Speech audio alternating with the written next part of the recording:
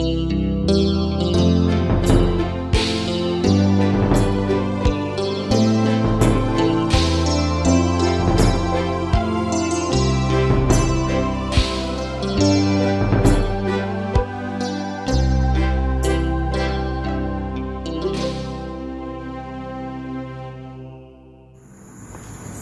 pagi Bapak Ibu dan saudara-saudaraku yang dikasihi Tuhan. Berjumpa kembali dengan program Morning Call GPIB bersama saya Pendeta Wiwi Kristiani Kembuan, Ketua Majelis Jemaat GPIB Jemaat Siloam Sibolga. Saudaraku yang dikasihi Tuhan, pada tanggal 9 Oktober 2021 kali ini, sebelum kita melaksanakan atau melanjutkan seluruh aktivitas kita, mari kita merenungkan sejenak firman Tuhan yang menjadi suluh langkah hidup kita. Ibu, Bapak, dan Saudara, mari kita sehati dalam doa. Di pagi hari ini Tuhan, kami mengucap syukur untuk kebaikan Tuhan yang terus memelihara, memberkati, dan menuntun kehidupan kami. Ketika pagi hari ini kami boleh ada sebagaimana kami ada, itu bukan karena kuat dan gagah kami, tetapi karena kebaikan Tuhan, karena perkenanan Allah yang memberikan kesempatan lagi untuk kami melanjutkan segala aktivitas kami. Namun sebelumnya Tuhan, pimpin kami untuk mengerti kehendak-Mu melalui pembacaan Alkitab dan perenungannya, agar melalui firman-Mu Tuhan, kami memperoleh semangat dan juga jalan kebenaran yang harus kami tempuh bersama kasih Tuhan. Bersabdalah bagi kami Bapa, karena kami umat-Mu siap mendengar. Dalam nama Tuhan Yesus, firman yang hidup, kami datang bersyukur dan berdoa. Amin.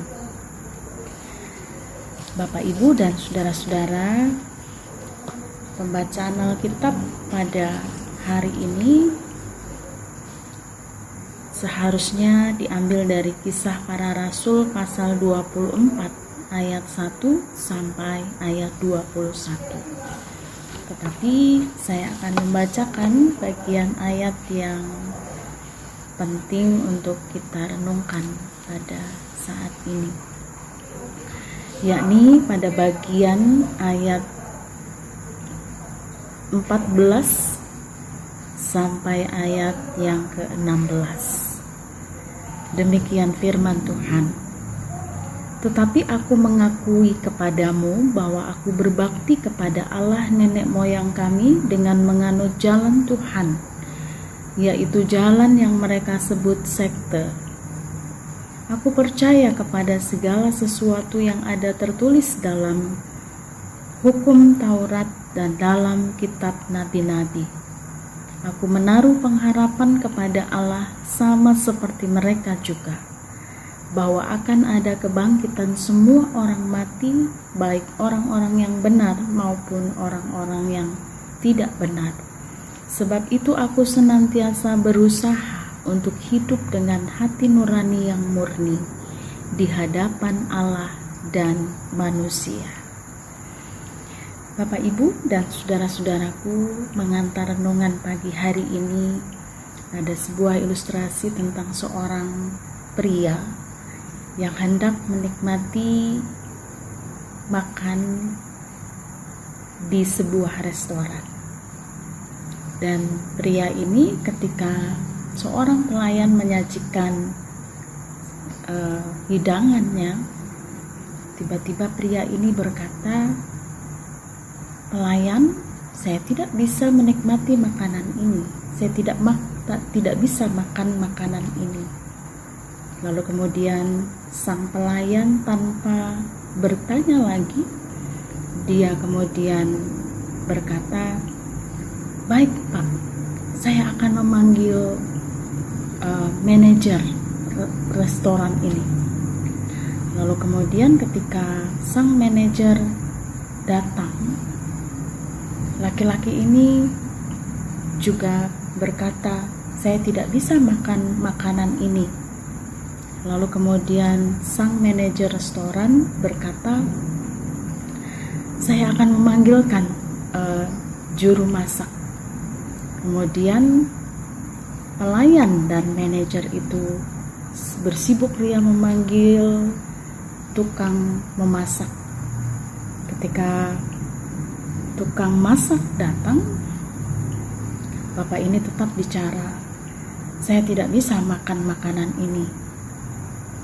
Lalu tukang masak berkata, "Apakah ada yang salah dengan masakan saya, Pak?" "Oh tidak," kata pria tersebut. "Saya tidak bisa makan karena tidak ada diberikan sendok pada makanan saya." Saudaraku yang dikasihi Tuhan, ternyata sesederhana itu. Tidak ada sendok, kemudian tidak bisa makan. Nah, ibu bapak dan saudara, baik pelayan maupun manajer restoran memiliki prasangka atau asumsi yang keliru. Jangan-jangan ada kesalahan pada tukang masak. Saudaraku yang dikasihi Tuhan, asumsi atau prasangka tersebut seringkali menimbulkan yang namanya percekcokan, amarah, perselisihan,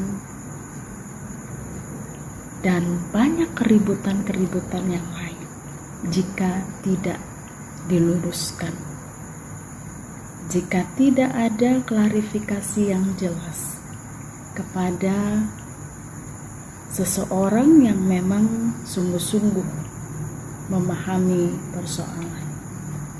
Saudaraku, dalam bacaan kita pagi hari ini, pada waktu Paulus diperhadapkan oleh Imam Besar Ananias bersama-sama dengan beberapa orang tua-tua dan seorang pengacara yang bernama Tertulus. Kalau kita baca dari ayatnya yang pertama, saudara, di situ Tertulus begitu menyanjung sang wali negeri yang bernama Felix dengan banyak kata yang baik dan indah, dan sanjungan yang diberikan itu tentunya Tertulus berharap agar wali negeri berpihak dan mengabulkan apa yang menjadi kerinduan mereka untuk kemudian menyesah dan menghukum Paulus. Saudara, tetapi menarik bahwa wali negeri yang bernama Felix ini tidak serta-merta gila sanjungan atau gila pujian. Apa yang diberikan oleh Tertulus, pujian, sanjungan, tidak menghambat dirinya untuk juga mengklarifikasi persoalan terhadap Paulus. Saudaraku yang dikasihi Tuhan, kemudian kita tahu bahwa kemudian Felix memberikan kesempatan kepada Paulus untuk mengajukan pembelaannya.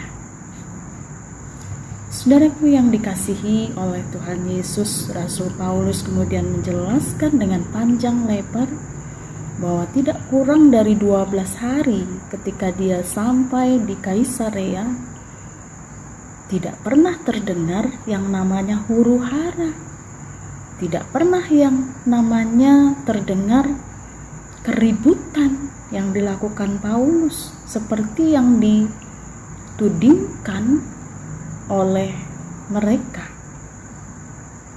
Dengan lantang Paulus menyampaikan pembelaan dirinya di hadapan Felix.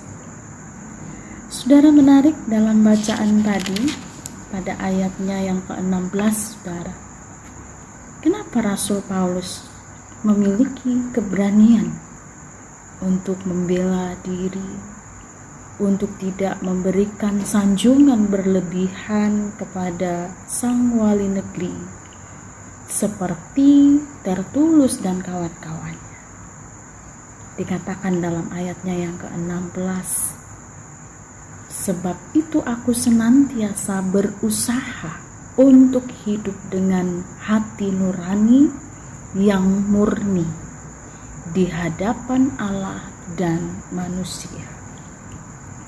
Rasul Paulus di sini mau katakan bahwa ia melakukan apa yang dikehendaki Tuhan tanpa ditambah atau dikurang.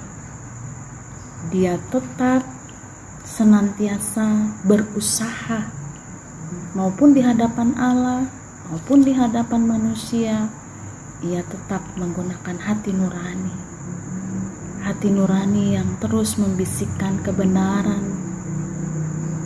Saudaraku yang dikasihi Tuhan, melalui firman Tuhan pagi hari ini ada dua hal yang mau kita ingat dan garis bawahi.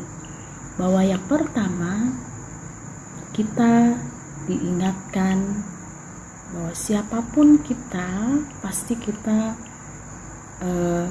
bisa disebut sebagai pemimpin.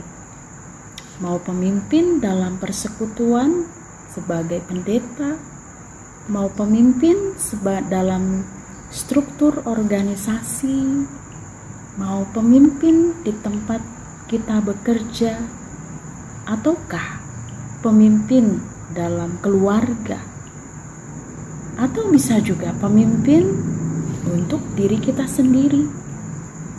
Saudara, sebagai pemimpin, marilah kita selalu berusaha untuk tidak mendengar satu persoalan hanya dari sebelah pihak saja, sehingga menimbulkan berbagai asumsi atau prasangka yang dapat mengacaukan segala sesuatu, seperti dalam ilustrasi tadi. Tetapi jadilah pemimpin yang bijaksana seperti Felix yang juga memberi kesempatan kepada Paulus. Dia tidak serta-merta menelan mentah-mentah apa yang dituduhkan oleh Tertulus tentang Paulus. Dia juga tidak gila hormat, gila sanjungan yang disampaikan oleh Tertulus ketika dia mengawali semua tuduhan yang diberikan tentang Paulus. Tapi dia mau mendengar, tapi dia mau memberi hati dan kesempatan itu kepada Paulus. Ibu Bapak, di saat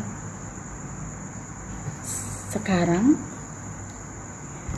GPIB sedang menggumuli tentang pemilihan fungsionaris majelis sinode. Siapapun nanti yang diberi kesempatan oleh Tuhan untuk memimpin GPIB, dialah juga selalu mendengar dengan hati, bertindak adil, dan selalu memberi kesempatan untuk kepada siapapun mengungkapkan hal yang benar dengan hikmat Tuhan, sehingga dimampukan menjadi orang-orang yang bijaksana.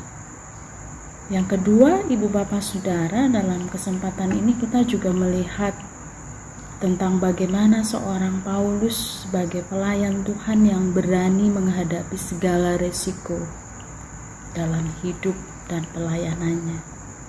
Meskipun tidak mudah, ia harus diperhadapkan dengan berbagai masalah, namun dia tetap menjaga satu hal dalam ayat 16, bahwa ia senantiasa berusaha untuk hidup dengan hati nurani yang murni di hadapan Allah dan manusia.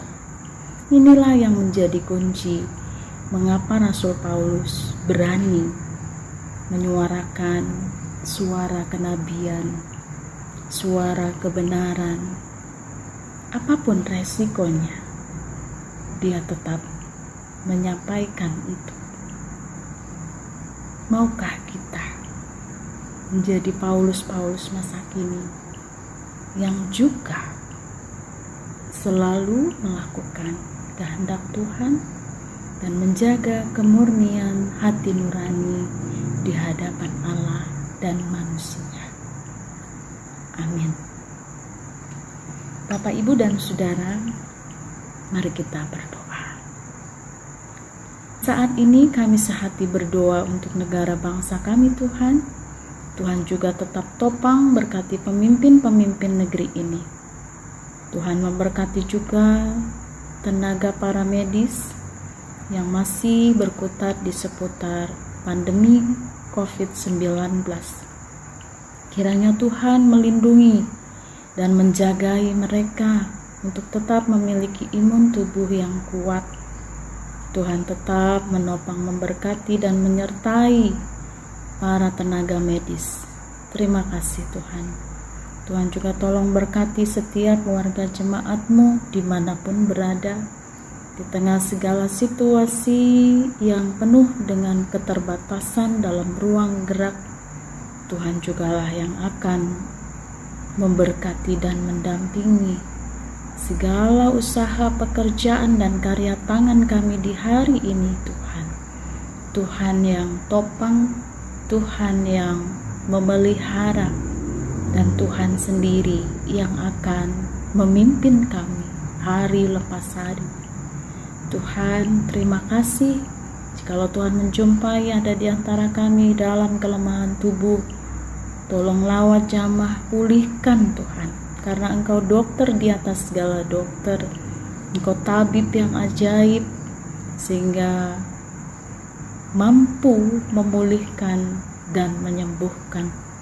Jikalau Tuhan menjumpai di antara kami bergumul dengan segala problema kehidupan, tolong kuatkan kami Bapa, serta yakinkan kami bahwa bersama Tuhan kami sanggup melewati pergumulan-pergumulan yang ada.